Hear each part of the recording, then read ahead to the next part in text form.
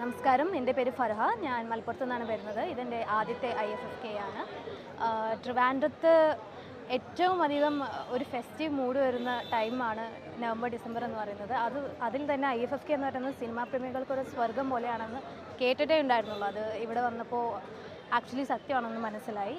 And ഈ IFFK ഒരു first IFFK എന്ന നിലയിൽ എനിക്ക് വളരെയധികം നല്ല എക്സ്പീരിയൻസ് ആണെന്നാണ് തോന്നിയത്.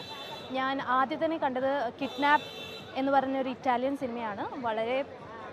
എന്നെ പേഴ്സണലി വളരെ ടച്ച് ചെയ്തൊരു സിനിമയായിരുന്നു. അതുപോലെ തന്നെ നിമിഷ സജയൻ അഭിനയിച്ച നതാലി ശ്യാം ഡയറക്റ്റ് ചെയ്ത ഫുട് പ്രിൻറ്റ്സ് ഓൺ വാട്ടർ എന്ന സിനിമ, ഇത് രണ്ടും എൻ്റെ ഇതുവരെയുള്ള ഫേവറേറ്റ്സ് ആണ്.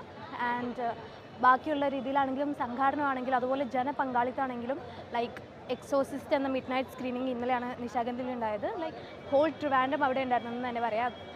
ഫുൾ